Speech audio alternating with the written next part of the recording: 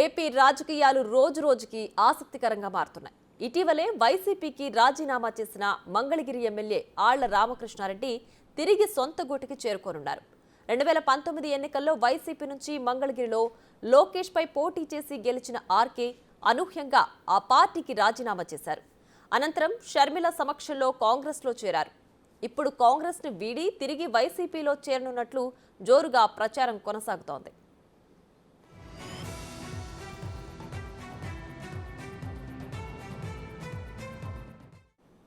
మంగళగిరిలో ఆర్కేకు మంచి పట్టుంది.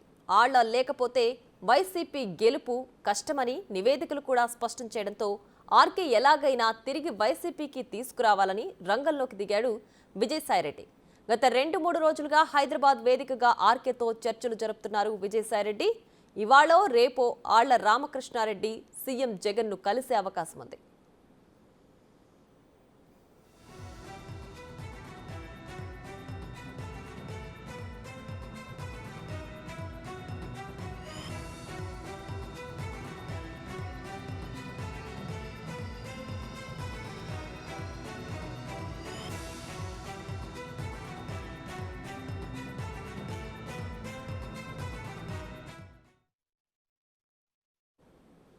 ఇక ఇదే అంశానికి సంబంధించి మరింత సమాచారం మా ప్రతినిధి శివ లైవ్ లో అందిస్తారు. శివ, చెప్పండి, ఆళ్ల మళ్ళీ తిరిగి వైసీపీ గూటికి చేరడానికి గల కారణాలేంటి?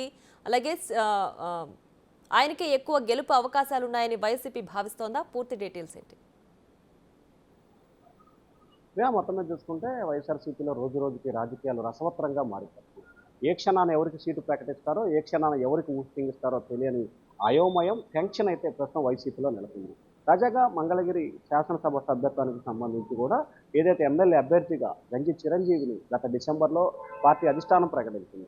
ప్రకటించిన రోజే ఆళ్ల రామకృష్ణారెడ్డి పార్టీకి రాజీనామా చేస్తూ ముఖ్యమంత్రిపై, పార్టీ తీరుపై, అధికారుల తీరుపై అసంతృప్తి, ఆగ్రహం వ్యక్తం చేశారు మీడియా సమావేశ సాక్షిగా. తాను రాజశేఖర రెడ్డి వీర విధేయుని, రాజశేఖర కుటుంబానికి అండగా ఉంటాను, షర్మిలతోనే నా ప్రయాణం అని చెప్పి ఆయన చెప్పారు. షర్మిల సమక్షంలో కాంగ్రెస్ పార్టీలో కూడా చేరారు.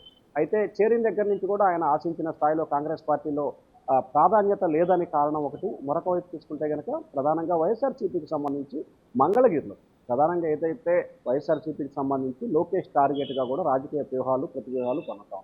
లోకేష్ను ఓడించడమే లక్ష్యంగా వైఎస్ఆర్సీపీ అనుక్షణం అప్రమత్తంగా వ్యవహరిస్తూ వ్యూహ ప్రతివ్యూహాలు రచిస్తూ ఉంది.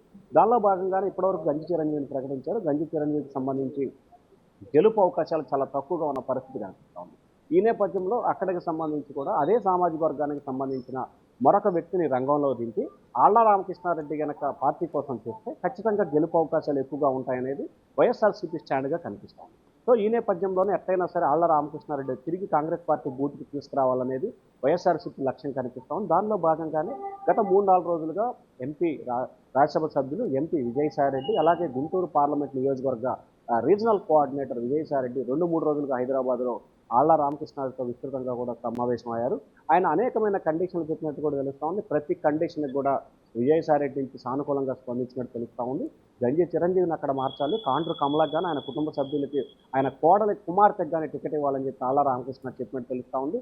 దానికి కూడా ఆయన అంగీకరించినట్టు తెలుస్తూ ఉంది. అలాగే మంగళగిరికి సంబంధించి కొన్ని అభివృద్ధి సంక్షేమ కార్యక్రమాల విషయంలో నిధుల విడుదలకు సంబంధించి, అలాగే ఏదైతే వైఎస్ఆర్సీపీలో ఉన్న సమయంలో రోడ్లు పనులు చేసినందుకు రావాల్సిన బిల్లుల విషయానికి సంబంధించి ఈ 3 ప్రధానమైన డిమాండ్స్ని ఆళ్ల రామకృష్ణారెడ్డి విజయసాయిరెడ్డి ముందుంచినట్టు తెలుస్తూ ఉంది. వాటిని ఇమీడియట్లీగా క్లియర్ చేస్తానని చెప్పి సాయిరెడ్డి కూడా ఒక భరోసా ఇచ్చినట్టు కూడా తెలుస్తూ ఉంది. ఈ నేపథ్యంలో ఆళ్ల రామకృష్ణారెడ్డి మరికొద్ది సేపట్లోనే అమరావతి చేరుకునే అవకాశం కనిపిస్తూ ఉంది. ఆయన చేరుకున్న తర్వాత మధ్యాహ్నం సమయంలో ముఖ్యమంత్రి జగన్మోహన్ రెడ్డితో భేటీ అయ్యే అవకాశాలు కనిపిస్తుంది.